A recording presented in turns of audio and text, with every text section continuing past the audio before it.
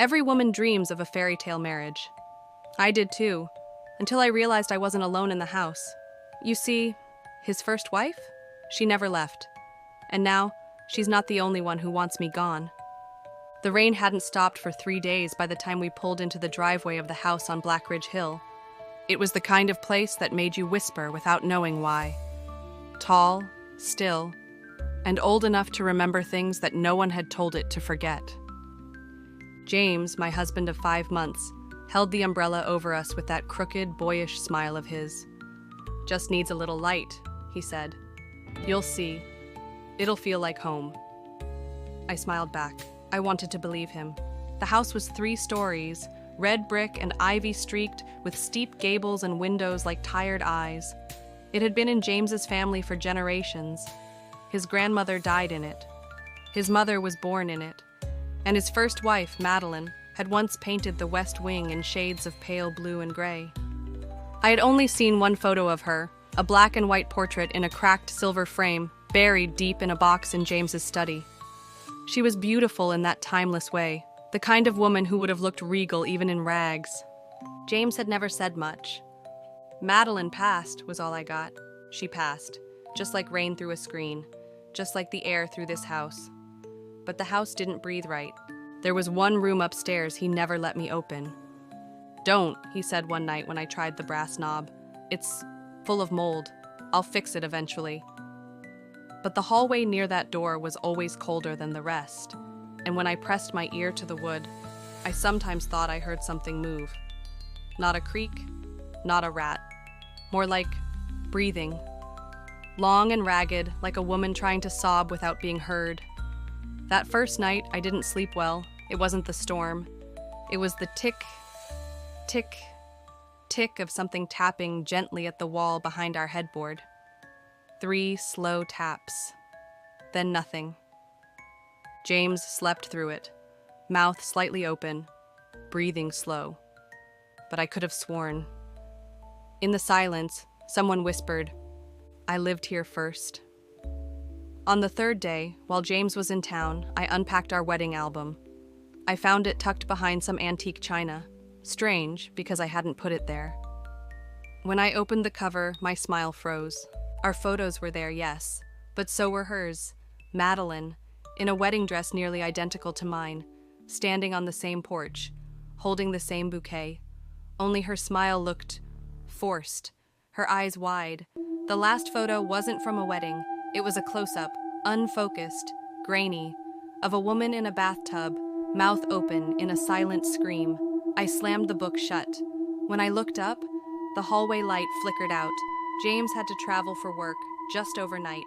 He promised. I didn't want him to go. The house already felt too big when he was home. Alone, it felt cavernous, like I was wandering a throat that had no voice but knew how to swallow. At 2:14 a.m., I woke up to the sound of footsteps overhead. There was no attic. I sat up in bed, heart pounding. The steps were slow, barefoot, heavy. Then, a knock on the bedroom door. Not loud. 3 soft taps. I opened it. No one. But at the end of the hall, the once locked room's door was open. Just a crack. Just enough to see someone standing in the shadows, too still to be alive, but too angry to be dead. I didn't remember walking. I didn't remember crossing the hallway. But suddenly, I was standing in front of the door James had warned me about. Open now, just a sliver. My fingers trembled as I reached for it. The door creaked open. Inside, darkness, thick, like velvet. The air was different, wet, like pond water, and cold. The kind of cold that sticks to the bones and hums beneath your skin. There was a smell, too, not rot, something older, like wilted flowers left in a shut casket. I stepped in, and the second I did, the door slammed shut behind me. My phone flashlight flickered on, revealing a room covered in peeling pale blue wallpaper, the pattern floral and cracked. A single armchair sat in the corner, draped in a lace sheet. A porcelain teacup on the floor beneath it. The cup was full of dark red liquid. My breath hitched. The walls breathed. That's the only way I can describe it. They swelled slightly like lungs expanding, and from behind them, I heard voices. She took my place. She wears my ring. He lied. Then a scream, but not outside, from the cup. I dropped it. It shattered, splashing blood-red tea across my feet. The shadows shifted. A figure rose in the corner, hair matted, skin slick and gray, her face half in shadow, but I saw the dress, the exact same one from the photo. Madeline. You married a man who buries his secrets in his wife's bones. I ran out of the room screaming. The hallway was empty. The bedroom lights were back on. I must have collapsed, because the next thing I knew it was morning, and James was shaking me gently. His face was the picture of concern, his voice soft. You had a nightmare. You've been under a lot of stress. I tried to explain. The cup, the blood, the voice. But the room, it was locked again. The pale blue paint, gone. Replaced with white drywall and a dusty shelf. No chair, no cup, no scent of decay. James held me, kissed my hair, told me I was safe. But when he thought I couldn't see, I caught his expression change. Not concern, fear, and something darker. Guilt. That night, I heard the whispers again. I lay awake, staring at the ceiling, trying to convince myself it was the wind. Then the heating vent beside the bed clicked open. A voice hissed through it, close and low. He's not what you think. He didn't let me go. He buried me in pieces. The sound of nails dragging through metal followed. Then laughter, shattered, unhinged. Ha, ha, ha. She sleeps in my bed. I screamed and shook James awake, but when he checked the vent, it was screwed tightly shut. The next morning, I searched the attic. Something told me that whatever answers existed, James wouldn't give them to me. In an old cedar chest behind broken lamps, I found it. Madeline's journal. First entry, married today. The house is beautiful, but he said I can't go in the west wing. He said it's for my own good. Middle entry, the whispers are back. He says I'm imagining them, but I found a lock of hair in the teacup again. Blonde, not mine. Final entry, unfinished, scratched in what looked like a broken nail. He told me I was the second. There was someone before me. He never said her name. I hear her crying in the pipes. I think he's trying to bring her back. Beneath that, one sentence, jagged, rushed. If someone finds this, run, before he makes you her. 3 nights after I found Madeline's journal, I stopped recognizing myself in the mirror. It began subtly. A shift in the tilt of my head, a smile that lingered too long. But on the 4th night, she blinked when I didn't. Not me. Her. I stepped closer. So did she. But her eyes were wrong, too pale, lips cracked, hair damp, like she'd been caught in a storm I never walked through. I whispered, Madeline? She didn't move her mouth, but I heard the voice, not through my ears, in my skull. You're already wearing my skin. I screamed and threw the mirror to the floor. The reflection didn't shatter. It just smiled. I told James. Of course I did. He laughed. A soft, patronizing sound. Baby, you're exhausted. You've been reading too much. That journal? It's fake. I've never seen it before. I showed it to him, but the pages were blank. Nothing. No ink, no handwriting. Just a brittle leather cover and yellowed sheets. I think, James said gently, you should take your medication again, like before. Before. My stomach turned. I'd never been medicated, never needed to be. But the way he said it, like I'd forgotten something important, made my hands tremble. He kissed my forehead, tucked the journal under his arm, and walked out of the room. I never saw it again. It was raining again when I heard it, the drip, drip, drip from the upstairs bathroom. But the tap wasn't running. I opened the door, steam poured out, though no water had been turned on. Inside, the bathtub was filled with dark water, still and black, reflecting nothing. I leaned in. And just beneath the surface, I saw a face, mouth open, eyes wide, hair floating, Madeline. Suddenly her hand shot out, grabbing my wrist. She yanked, hard. I screamed, falling back. Water splashed onto the floor, soaking into the rug. But the tub was empty. Only one thing remained, a small gold ring sitting at the bottom. My ring. I looked at my hand. It was gone. I locked myself in the guest room that night. I didn't sleep. Couldn't. At dawn, when I finally stepped out, I found something waiting for me on the bed. A wedding dress. Not mine. Older, yellowing at the edges, still damp, its lace sleeves torn at the shoulders, and the tag sewn inside the collar. M. Blackridge, Madeline's maiden name. Pinned to the chest was a note, written in water-smeared ink. Wear this. He likes tradition. My hands were shaking so hard I couldn't breathe. James was downstairs cooking breakfast, whistling, like nothing was wrong, like everything was exactly how he wanted it. That night, I locked every door, checked every mirror, hid every blade. But something whispered from under the bed. You can't leave. He won't let you. None of us did. I dropped to the floor, peering into the dark space beneath the frame. There was nothing. Then, two pale eyes opened. Too wide, too human. He marries, he buries, he rebuilds. You are the third. I scrambled away, slamming my back against the wall. A photograph fluttered from the top of the nightstand. Face down, I picked it up, turned it over. It wasn't Madeline, it wasn't me. It was another woman. Pale, dark hair, wearing the same dress, standing beside James, her smile frozen. Dated 2003. The photograph from 2003 haunted me. The woman, long black hair, sharp cheekbones, looked familiar. I scoured the attic again, digging deeper than before until I found it. A locked cedar chest. The key, oddly, already in it. Inside was an album. Not ours, not Madeline's. Heron dozens of photographs, wedding shots, vacation pictures, a cabin, a lakeside view, a dog, all with James. All dated between 2002 and 2004.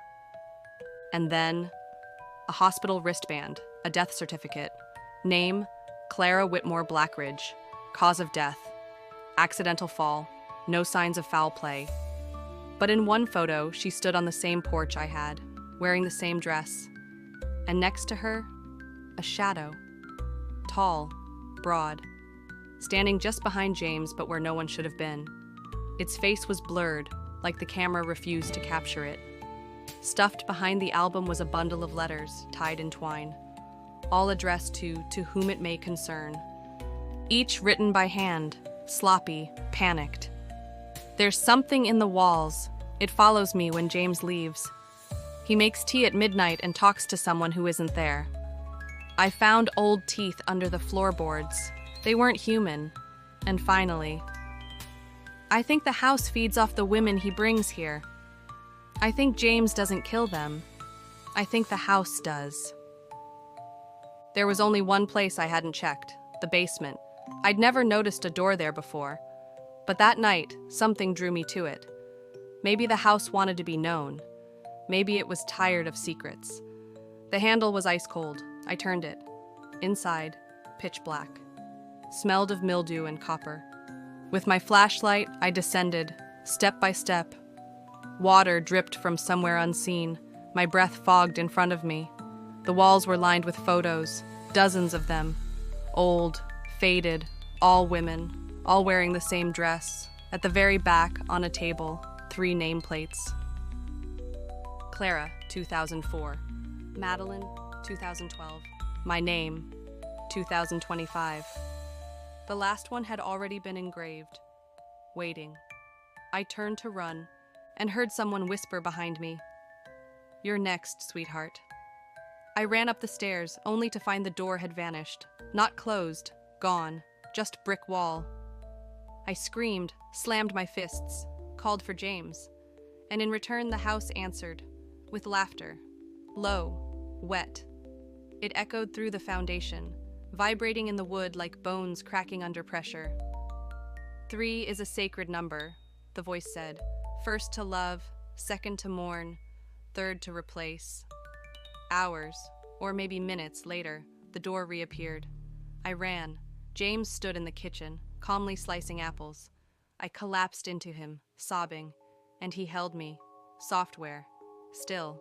You found it, didn't you? My blood froze. He didn't deny it. He didn't explain it. He only said, "She gets stronger with every wife." I looked up. She? He nodded toward the west wing, the sealed room. The first wife, the real one. I tried to save her, but the house chose her. Now it chooses who follows. I backed away, but his eyes, glassy, void of remorse, were already turning back to the knife. "I'm sorry. I loved you. I really did. But love doesn't change what must be fed." After James confessed, he didn't chase me. He just whispered, "Or she'll find you now." The house grew silent, too silent. I crept back into the west wing, the forbidden hallway, the one that changed shape when no one watched. The door was open. Inside, a portrait, huge, hanging above a crumbling fireplace, candles flickering, though no one had lit them. The woman in the painting wore the same dress, but her eyes, God, her eyes, they were blacked out, as though gouged from the canvas, and beneath it, scratched into the wood frame, Sibella, the first wife. She was not meant to die, she was meant to remain. As I stared, blood began to drip from the frame. It pooled at my feet. Then it spelled my name. The room changed around me, walls breathing, wallpaper curling like dried skin. A low wail rose from beneath the floorboards. I turned to leave, but the door had melted. The walls ran with water. Or was it sweat? A mirror appeared, tall, dirty. I approached, and Sibella stood behind me in the reflection. Pale, hollow, jaw dislocated, her mouth stretching wider and wider, until she spoke from the mirror with my voice. "It's your turn now." She reached out. I screamed, smashing the glass. But when I opened my eyes, I wasn't in the room anymore. I was underground, in a grave. I gasped for air, dirt packed around me like flesh. I could hear something slithering through it. No worms, fingers clawing upward from beneath. They grabbed my ankles, they stroked my face, and they pulled, not down, but into the walls, into the house. "You marry the man, you inherit the curse." The voice sounded like every woman James had ever buried, speaking in a single breath. The dirt opened like a mouth. "Welcome to the foundation." I woke, covered in soil and ash, on the floor of the study. Something was on my chest, a book bound in human skin. Its title, The Line of the Brides. Inside were pages soaked in red, not ink, not paint, blood. Each page held a name, a photo, a lock of hair, Clara, Madeline, others I didn't recognize. And at the end, a blank page, waiting. My photo was already paper-clipped to it. I stormed down to the kitchen. James was waiting, calm, unmoving. In front of him, 2 teacups, one for him, one for me. "Drink," he said. "She'll go easy on you if you choose it." I looked at the tea, then at the knife in the drawer. I lunged. We struggled, screaming, blood on the linoleum. Mine? His? I didn't know. Then a voice rose, not his. "Heron, let him live. He carries me. He spreads me." I looked at James. His eyes were black now, gone, his smile too wide, not his. He wasn't the husband anymore. He was the vessel. I ran, not out of the house, into it, deeper than before. Corridors twisted, folding into themselves. Stairs led downward, then sideways, then nowhere. Each door I opened led to the same room, dressed differently. 1920s, 1950s, 1978. I was seeing every decade she'd fed, every bride she'd taken. They were all there, shadows in the wallpaper. Clara wept in the corner. Madeline clawed at her reflection. They reached for me. Their mouths moved, but no words came, except one. "Run!" But I couldn't, because the floor opened, and she rose. She wasn't human anymore. She wasn't spirit either. She was wrought and lace and hunger, skin like burned parchment, eyes gone, mouth stitched but stretching wider with each step.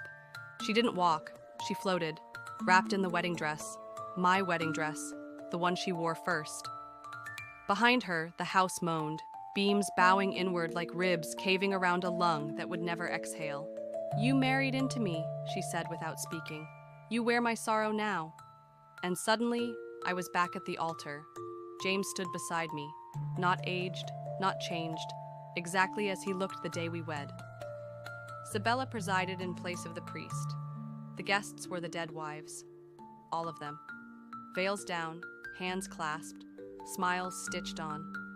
A voice whispered from the pews, "Finish the vows and take her place. Deny them and join us all." I couldn't move, couldn't speak. But James turned to me, eyes soft. "Say I do, love." I opened my mouth, and blood poured out. Something inside me snapped, a crack like old glass, a scream I hadn't let out since the first night. And suddenly, I was in the walls. No body, no voice, just memory, just thought. And the house whispered, "You chose wrong." People say they see a woman in the upper window sometimes, wearing a faded wedding dress, her face pale, pressed to the glass, her hand raised, sometimes waving, sometimes scratching. And the man who lives there now, charming, handsome, renovated the place, says he's engaged. Again, I still exist, but not as you think. She kept me, not to devour, but to replace. Each of us becomes a part of her, a giggle in the pipes, a breath on the mirror, a scream behind the plaster. We're her heartbeat now. And James? He doesn't even know when she's taken over. He calls her by my name, but she's not me. I'm the voice in the walls. I'm the one trying to warn her. I'm the reason the mirrors crack. Because the new bride, she just moved in, and she wears my face. The Blackridge house was sold in May. A young couple, Anna and Marcus, bought it cheap. Real estate agents said the history had cleared up. Nothing official in the reports, just unfortunate losses over the years. But Marcus fell in love with the garden. Anna fell in love with the porch swing, and the house fell in love with Anna. For the first few weeks, everything was perfect. Marcus worked late, Anna decorated. She found an old chest in the attic filled with vintage dresses, one of which fit her perfectly. She began wearing it around the house. She never told Marcus why, and when she looked in the mirror, sometimes the reflection blinked a moment too late. At first, it was just the pipes. Then the floorboards creaked in patterns. Then she began hearing her name whispered backward. "Anna, Anna, Anna." She asked Marcus about it once. He laughed. "You're just being dramatic, love." That night, the mirror cracked down the center. They were repainting the master bedroom when Anna noticed a hollow echo behind the headboard. She tapped, knocked, and the wall knocked back. Marcus brushed it off. "Air pockets," he said. But that night, Anna woke at 3:03 a.m. to 3 knocks at the wall. She didn't respond, until the next night. She knocked back, and something behind the wall giggled. One morning, Anna found the vintage dress hanging from a hook in the hallway. She hadn't put it there, but Marcus assumed she had. Later that day, he came home and saw Anna wearing it again, dancing alone in the kitchen. Only, it wasn't Anna. She was still upstairs, asleep. Door locked from the inside.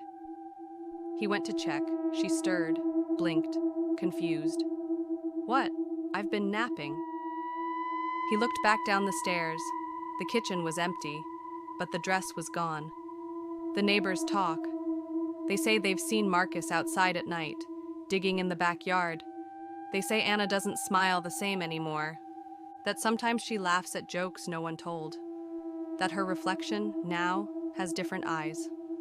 One old woman swears she saw 3 women staring out from the upstairs window one evening, all in white. The final story is always the same. Every decade or so, a new couple, a beautiful bride, a house that remembers. And then one stormy night, 3 knocks. At the front door, always at 3:03 a.m., always on a Tuesday, always after the last scream.